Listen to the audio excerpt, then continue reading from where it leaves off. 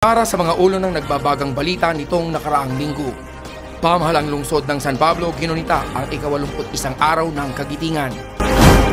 Balay Silangan Reformatory Facility graduation rites matagumpay na isinagawa.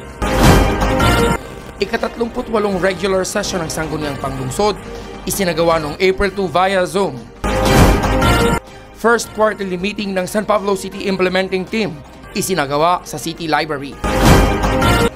Mga kawani ng LGU-SPC dumalo sa Orientation on Gender Sensitivity. Barangay Information Office patuloy na isinasaayos ng City Information Office. Ruta mula sa SPC Tulipa tinalakay sa pagpupulong muli ng San Pablo City Local Public Transport Route Planning Team. At narito ang mga detalye. Pamahalaang lungsod ng San Pablo, ginunita ang ika-81 araw ng kagitingan. Sa tagubilin ni Mayor Vicente B. Amante, ay pinungunahan ni City Administrator Larry S. Amante ang paggunita ng pamahalaang lungsod sa ika-81 araw ng kagitingan noong April 10, 2023 sa harapan ng dambana ng mga bayani Alikbusan Monument, Doña Yolandia Park. Nag-iisa sa paggunita ang mga pinuno at kawani ng iba't ibang tanggapan ng pamahalaang lungsod, Veterans Federation, Liga ng mga Barangay, opisyales at kawani ng mga national agencies at mga civic organizations. Ayon kay Engineer Aaron Cabrera, Chairman BOD ng Red Cross SPC Chapter, hindi dapat ginugnita ang pagbagsak ng bataan. Manapay ipagdiwang ang kagitingan ng hukbong sandatahan ng Pilipinas. Mga doctors, nurses, kawani ng gobyerno, miyembro ng iba't ibang civic organization, at ibang samahan na pawang naglilingkod para sa kabutihan ng Pilipino.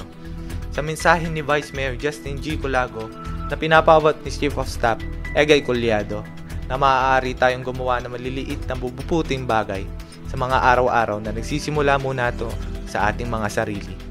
Binanggit naman ni City Information Officer Gali Galicia ang mensahe ni Mayor Vicente B. Amante na ang lahat na ituturing na bayani maaaring ipakita ang kagitingan sa paggawa ng mabuti para sa kapwa. Ito si Angelo Rojas, nag-uulat. Sa pagtataguyod ni Mayor Vicente B. Amante bilang City Anti-Drug Abuse Council Chairperson, ay matagumpay na naisagawa ang graduation rites noong Abril 3 sa Balay Silangan Reformatory Facility sa Barangay San Gregorio. Ang tatlong enrollees sa Balay Silangan ay nakakumpleto na ng kanilang kinakailangang 45 araw sa nasabing reformatory facility.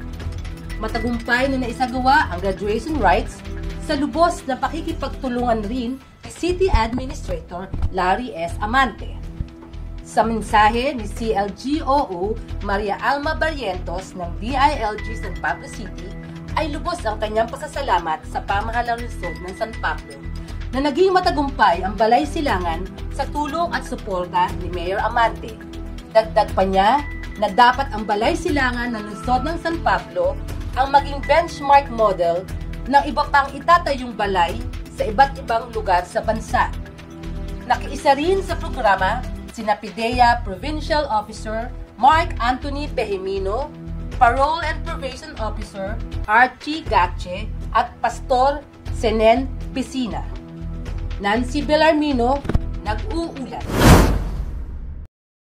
Ika-38 regular session ng Sangguniang Panglungsod isinagawa noong April 3, 2023. Patuloy sa pagsasagawa ang Sangguniang Panglungsod ng Lungsod ng San Pablo sa pamumuno ni Vice Mayor Justin G. Culago at lahat ng konsihal ng lungsod na mga mahalagang resolusyon at ordinansa para sa kapakinabangan ng lahat ng mamamayan. Ang mga nasabing kautusan at batas sa kanilang napagtibay ay agaran namang naipapatupad ng pamahalang lungsod sa pamumuno ni Mayor Vicente B. Amante. Sa isinagawang 38 regular session ay kanilang tinalakay ang paglalaan ng supplemental budget para sa construction ng gutter wall at repair ng gates at bakod ng Doña Yolandia Park. Proposed ordinances ni Council Martin Adriano na instituting and implementing the registration of ownership of agricultural and fisheries machinery and equipment. Kay Councilors Martin Adriano at Councilor Angie Yang naman ang mandating all fish cage operators of the 7 lakes to use extruded floating feeds in rearing freshwater fishes. At kay Consul Richard Pabico na establishment and operation of a multi-purpose convention center in the city of San Pablo. Marjorie Gatchalian, nag-uulat. First quarterly meeting ng San Pablo City Implementing Team, sinagawa sa City Library. Pinangunahan ng City Population and Nutrition Office sa pamumuno ni City Population Officer Maylin P. Derequito. Ang first quarterly meeting ng San Pablo City Implementing Team ukol sa pagpapatupad ng Republic Act No. 10354 o Responsible Parenthood and Reproductive Health Act of 2012. Kaninang umaga na ginanap sa City Library building ng ating lungsod. Ang pagsasagawa ng pagpupulong ay tagubilin ni Mayor Vicente B. Amante at dinaluhan ng kawani ng City Population Office, City Civil Registrar, City Health, City General Service, City Social Welfare, Sagodoy ang Panlunsod at DILG-SPC. Dumalo rin ang kinatawan ng KLBL, Emerald Lions Club at Apex. Inilahad ang lahat ng programa sa ilalim ng batas na ito at tinalakay ang mga issue na kailangang bigyang pansin upang mabigyan ng kaukulang solusyon. Nag-uulat din ang kanilang accomplishments ang CHO, PAPCOM at CSWDO. Ito po si Ryan Rafael Rodriguez, nag-uulat. Mga kawani ng LGU-SPC, dumalo sa orientation on gender sensitivity. Dumalo ang mga kawani ng iba't ibang tanggapan ng City Accounting, Agriculture, Assessor, BPLO, DRRM, Budget, Engineering, Health, Planning and Development, Traffic Management, Treasurer, General Services. Nagsilbing resource speaker si Local Government Operations Officer 2, Hana Cristel R. Castro ng DILG Laguna at Gender Development Provincial Focal Person. Ang mga GAD programs na ipinatupad ng pamahalaang lungsod ay sa tagubilin ni Mayor Vicente B. Amante at sa pagtataguyod ni City Administrator Larry S. Amante. Ang isinasagawang orientation ngayong araw ay sa pangunguna ng City Human Resource and Management Office sa pamumuno ni Engineer Diosdado A. Biglete, concurrent CHRMO. Ito po si Dean Almanza, nag-uulat.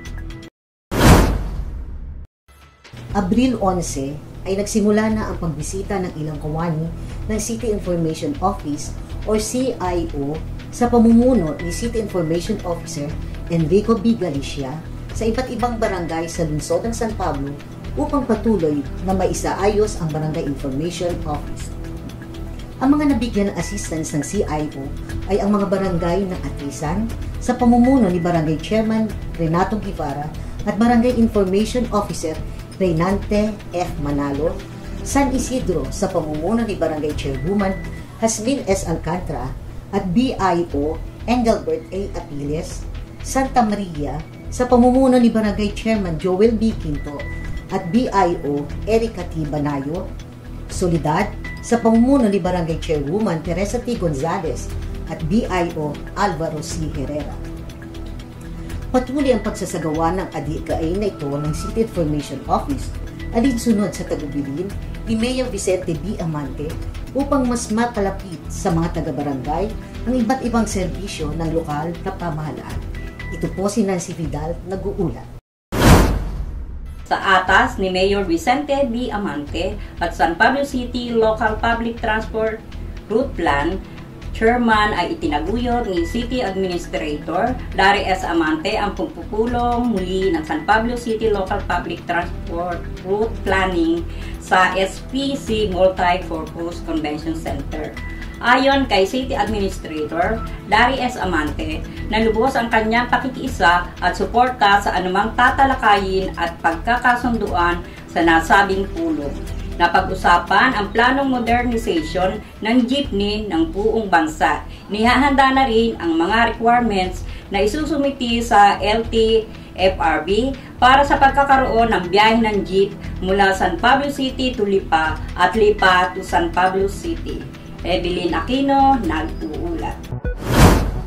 Upang manatiling updated sa mga kaganapan at anunsyo sa ating bayan, tutok lamang sa City Information Office. Palaging pakakatandaan na ang lokal na pamahalaan sa pamumuno ng ating punong lungsod, Vicente B. Amante, ay laging bukas at handang maglingkod para sa lahat. Hanggang sa susunod na linggo, ito ang CI